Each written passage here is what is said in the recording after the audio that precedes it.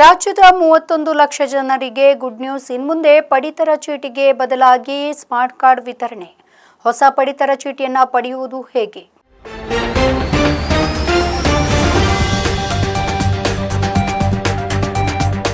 ಪಡಿತರ ಚೀಟಿಗಾಗಿ ಕಾದು ಕುಳಿತಿದ್ದ ಜನರಿಗೆ ತೆಲಂಗಾಣ ಸರ್ಕಾರದಿಂದ ಸಿಹಿ ಸುದ್ದಿಯೊಂದು ಕೇಳಿಬಂದಿದೆ. ಸಂಕ್ರಾಂತಿಯ ನಂತರ ಹೊಸ ಬಿಳಿ ಪಡಿತರ ಚೀಟಿ ನೀಡಲಾಗುವುದು ಎಂದು ಸರ್ಕಾರ ಘೋಷಿಸಿದೆ. 10 ಲಕ್ಷ ಹೊಸ ಪಡಿತರ ಚೀಟಿಗಳನ್ನು ಮಂಜೂರು ಮಾಡಲಾಗ್ತಾ ಇದ್ದು, ಪಡಿತರ ಚೀಟಿಗೆ ಬದಲಾಗಿ ಸ್ಮಾರ್ಟ್ ಕಾರ್ಡ್ ಅನ್ನು ನೀಡಲಾಗುವುದು.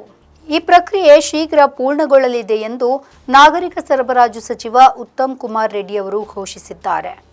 ತೆಲಂಗಾಣ ವಿಧಾನ ಪರಿಷತ್ನಲ್ಲಿ ಸೋಮವಾರ ನಡೆದಂತಹ ಪ್ರಶ್ನೋತ್ತರ ಅವಧಿಯಲ್ಲಿ ಎಂಎಲ್ಸಿಗಳಾದಂತಹ ಕೋದಂಡ ರೆಡ್ಡಿ, ಮಿರ್ಜಾ ಹಸನ್ ಹಾಗೆ ಜೀವನ್ ರೆಡ್ಡಿ, ಸತ್ಯವತಿ ರಾಥೋಡ್ ಮತ್ತಿತರರು ಪ್ರಶ್ನೆಗಳನ್ನು ಕೇಳಿದರು.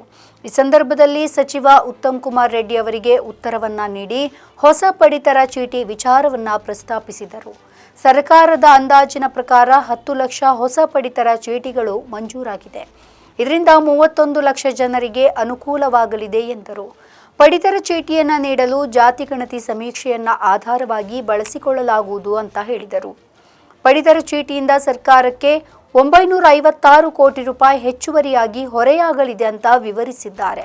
ಪಡಿತರ ಚೀಟಿಯಲ್ಲಿ ಹೆಚ್ಚುವರಿ ಹೆಸರನ್ನ ನೋಂದಾಯಿಸಲು ಸೇವಾ ಕೇಂದ್ರದ ಮೂಲಕ 18 ಲಕ್ಷ ಅರ್ಜಿಗಳು ಬಂದಿದೆ ಅಂತ ಸಚಿವ ಉತ್ತಮ್ ಕುಮಾರ್ ರೆಡ್ಡಿ ಅವರು ಬಹಿರಂಗಪಡಿಸಿದ್ದಾರೆ.